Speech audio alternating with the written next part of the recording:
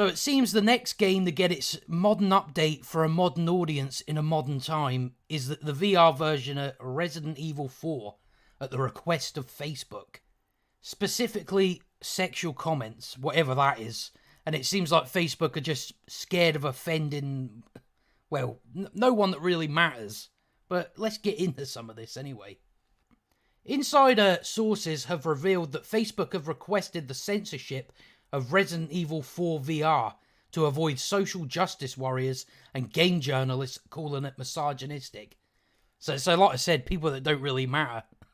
Peter Pishk of the Happy Warrior reports that his sources included individuals with different backgrounds and positions at different companies, some with ties to the game development community, that are only united in their appreciation for the original title.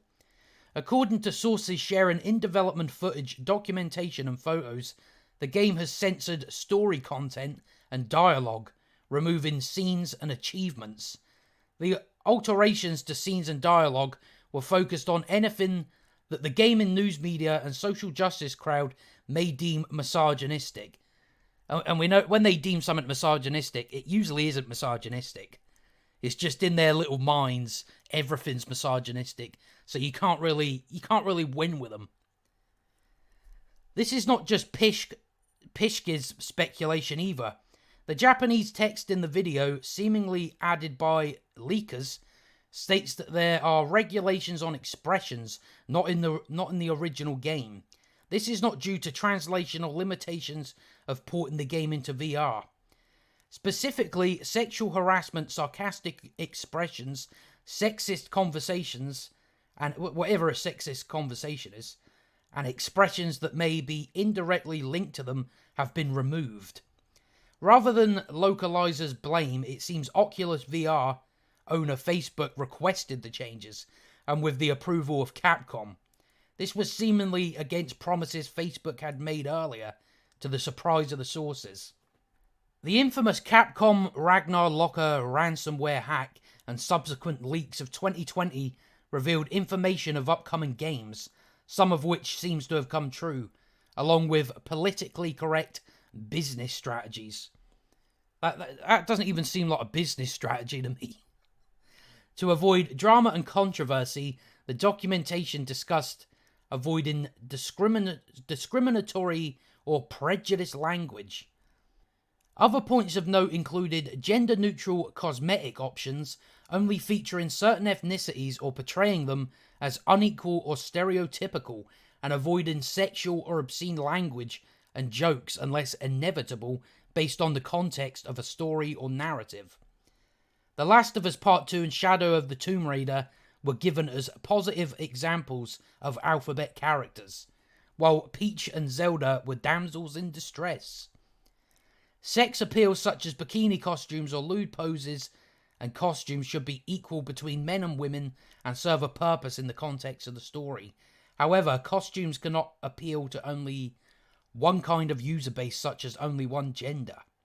As for Resident Evil 4 VR itself, the changes include the removal of flirting from multiple characters. So flirting's wrong or something. I think we just live in a time where people don't really know what the definition of flirting is. I mean, you flirt with someone, they jump straight to sexual harassment or something. That's what it seems to be like now. These include Leon and Ingrid, Louise, Sarah, and Ashley and Leon at the end of the game. Specifically, Louise comments about Ashley's ballistics. Being removed also means the achievement named Secure the Ballistics has been renamed Secure Ashley. Flirtation scenes also feature large swaths of dialogue completely cut, with the ending losing 30% of the dialogue.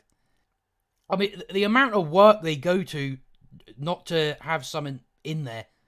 It's like, oh, well, we've got to remove 30% of dialogue.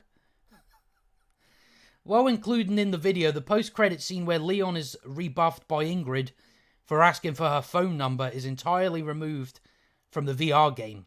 This is in spite of a misogynistic Leon being shot down in a comical manner by a female character.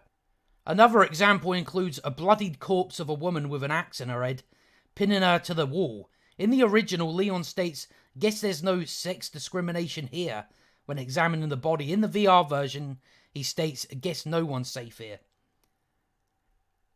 I don't really see what the problem with that is. That's like, it's like basically the same line, so why change it? Why, just because you couldn't have the word sex discrimination in there? That's just stupid, that is. The edits also feature scenes of dead air between characters where they would have otherwise been talking, and missing assets.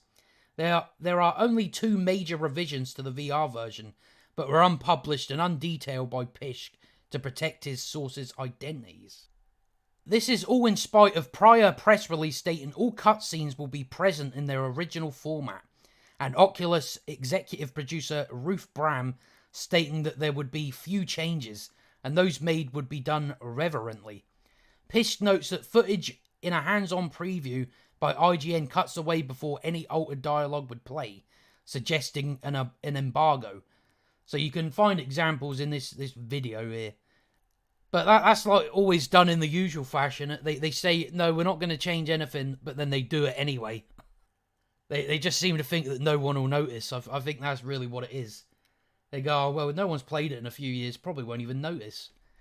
I reckon that's sort of their thinking on it. So like it says here, that usually Capcom are protective of its IPs, but at the end of the day, for some of these companies, it comes down to the price that's being paid. To where they just go, yeah, do what you fucking want. I think that's really what it comes down to. Like I said, the censorship could have been simply the price of doing business together. In theory, the project may have gotten underway in some considerable investment before Facebook changed their mind, genuinely or as an excuse for what their motives always were.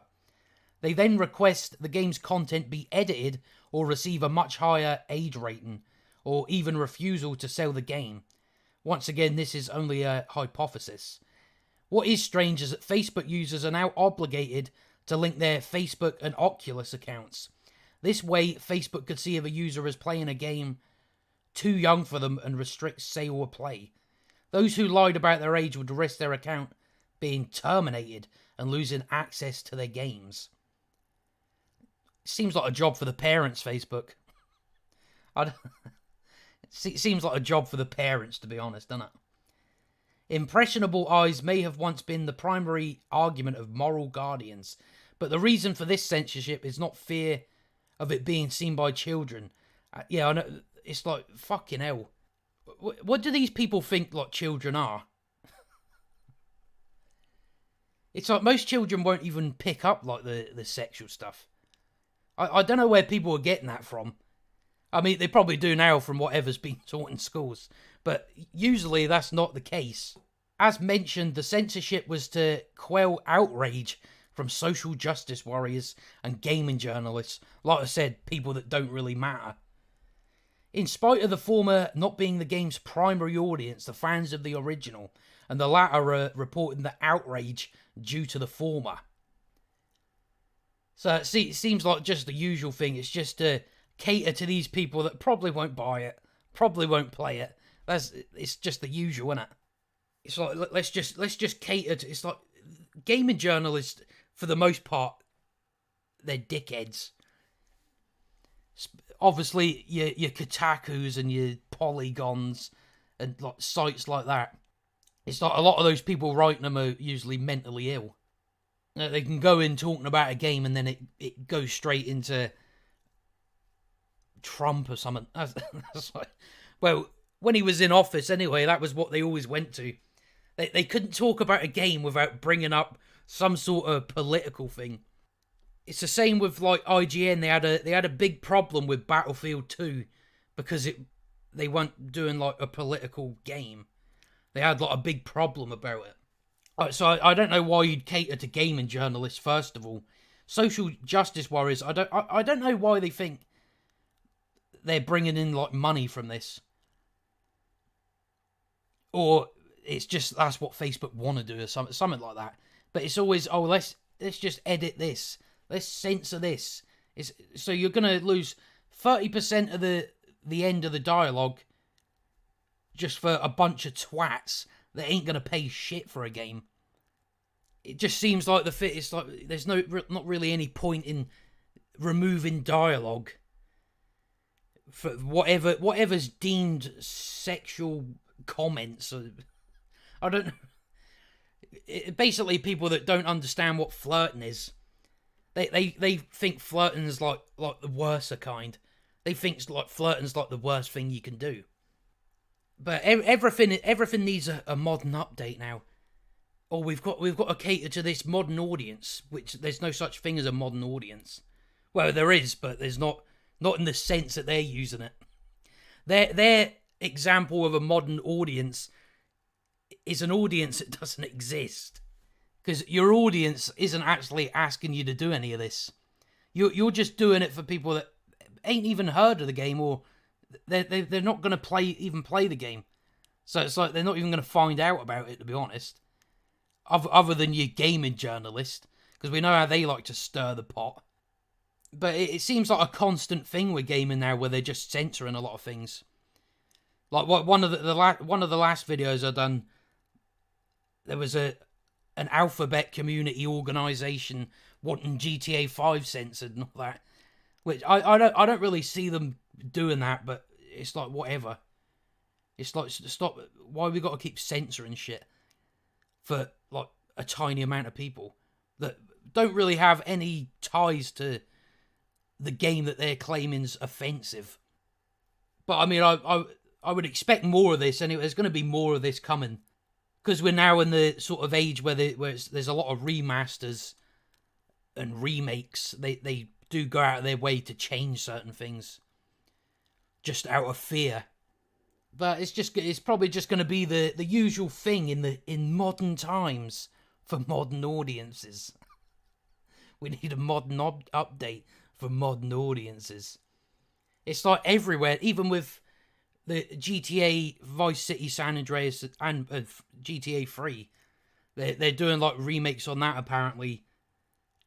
And even with that, they're saying it was being updated for modern audiences. So I would expect more of this. So it's just going to be the thing of the time. But that's all I've got to say on that anyway. So if you enjoyed the video, like and subscribe, and I'll see you next time.